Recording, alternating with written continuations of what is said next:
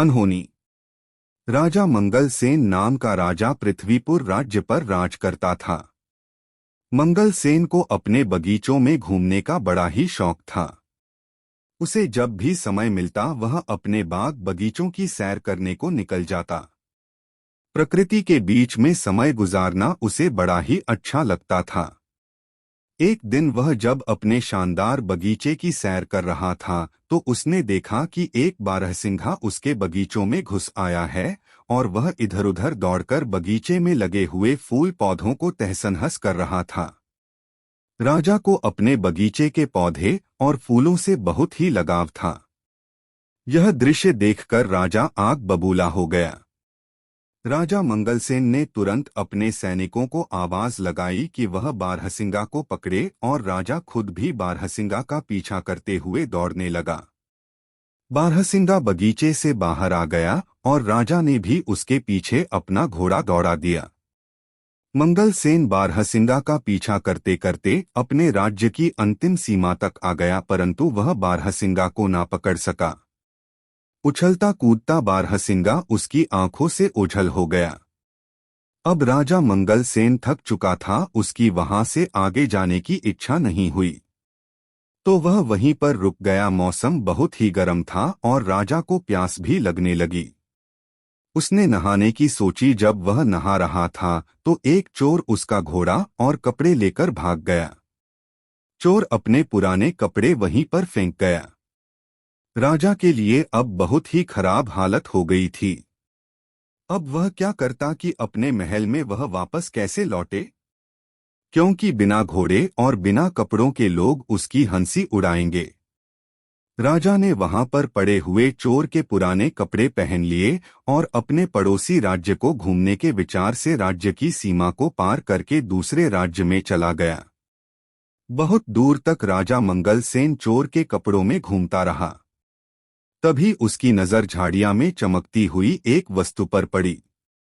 राजा ने तुरंत वह वस्तु उठा ली। यह वस्तु चमकता हुआ एक मोतियों का हार था।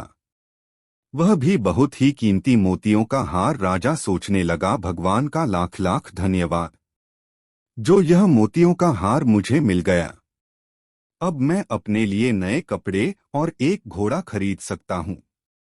चलो चलकर इसे बाजार में बेचने की कोशिश करता हूँ। चलते चलते वह पड़ोसी राज्य के बाजार में जा पहुंचा। वहां वह एक सुनार के पास गया और कहने लगा, सेठ जी, क्या तुम मुझसे एक मोतियों का हार खरीदोगे? मेरे पास बेचने के लिए एक कीमती हार है। मैं एक नदी पार कर रहा था तो मुझे वहां पर यह हार मिला। सुनार बोला, दिखाओ तो कैसा कीमती हार है। राजा मंगलसेन ने वह हार सुनार को दिखाया। हार को देखते ही सुनार चिल्ला पड़ा, अरे चोर, इसको तुमने कहां से चुराया? मैंने ऐसे ही 2 हार राजा साहब के लिए बनवाए थे, उसमें से एक पता नहीं कहां चला गया। जरूर तुमने ही यह चुराया होगा। चलो इसी समय राजा के दरबार में। मंगलसेन बोल, नहीं सेठ जी, ऐसी बातें मत करो, मैं चोर नहीं हूं। मुझे तो यह हार पड़ा हुआ मिला था। परंतु सेठ ने उसकी एक न सुनी और तुरंत अपना नौकर भेजकर कोतवाल को बुला भेजा।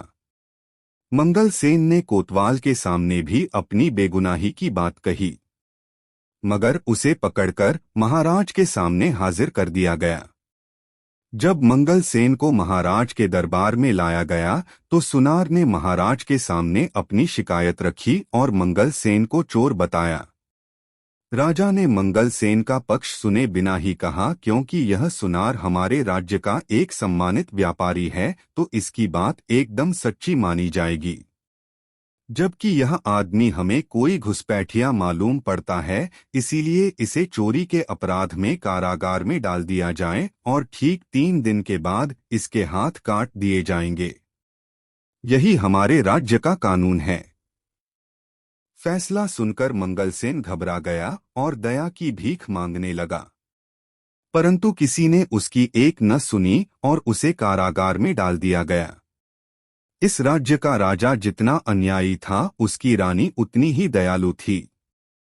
जब रानी को यह सारी बात मालूम हुई तो उसने राजा से कहा, महाराज, आप इतना बेरहम हुक्म कैसे दे सकते हैं, जबकि इस मामले में कोई गवाह भी पेश नहीं किया गया और न ही आपने उसे अपराधी को अपना पक्ष रखने दिया।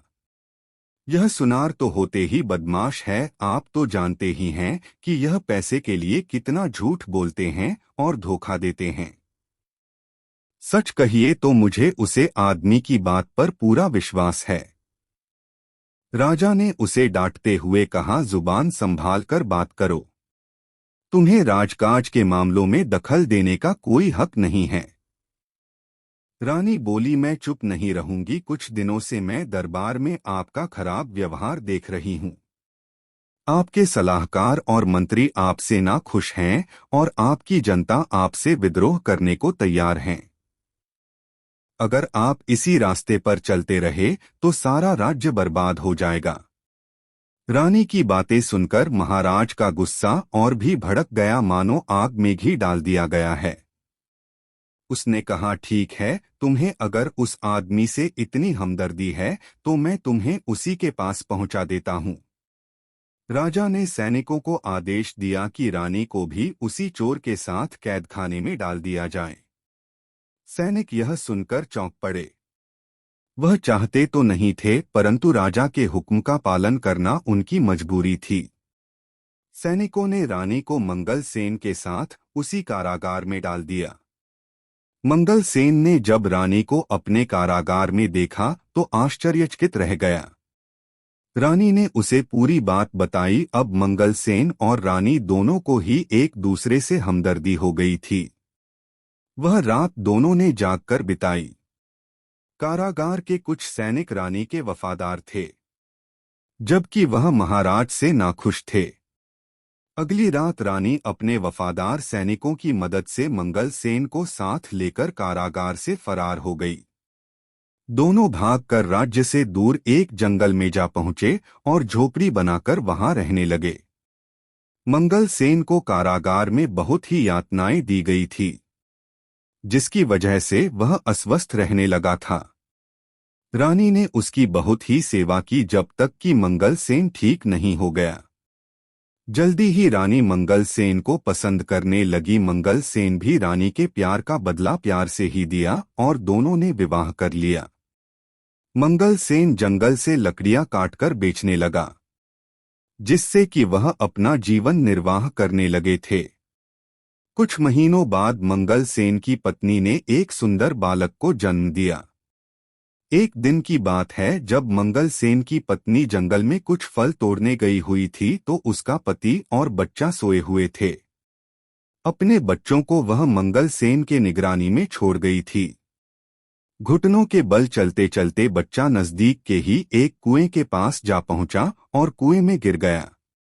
जब मंगल सेन की आंख खुली तो बच्चे को वहां न पाकर वह बहुत ही दुख हुआ। वह तो बिल्कुल पागल सा ही हो गया था और चिल्ला चिल्लाकर रोने लगा। कहने लगा, लगता है कि मेरे बच्चे को किसी जंगली जानवर ने खा लिया है। अब मैं क्या करूं? इसकी मां को मैं क्या मुंह दिखाऊंगा? शाम के समय जब उसकी पत्नी जंगल से लौटी तो यह जानकर वह भी दुखी हुई कि उसका बच्चा वहां पर नहीं था।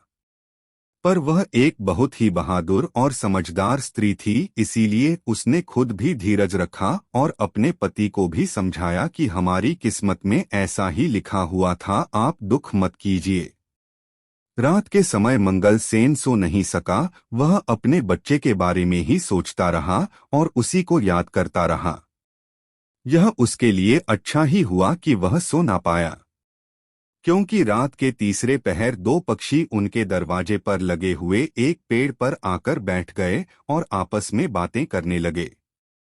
एक पक्षी ने कहा, दोस्त देखो, दुनिया में कितनी मुश्किलें हैं। जरा देखो इस आदमी के साथ क्या हुआ।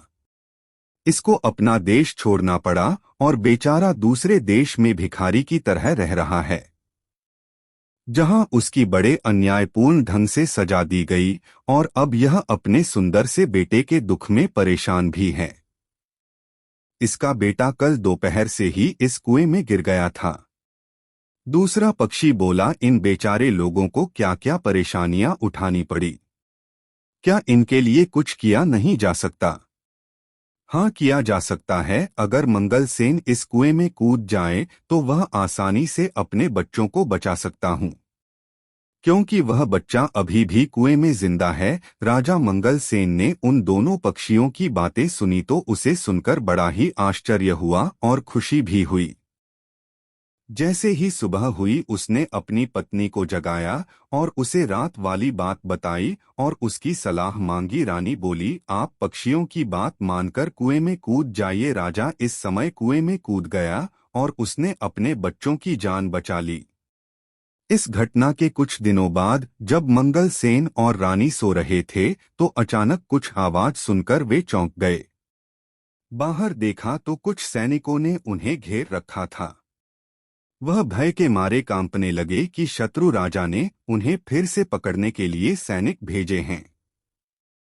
परंतु तभी मंगलसेन का एक पुराना मंत्री उसके सामने आया और अपने राजा को प्रणाम करते हुए कहा, महाराज, आखिर हमने आपको ढूंढ ही लिया।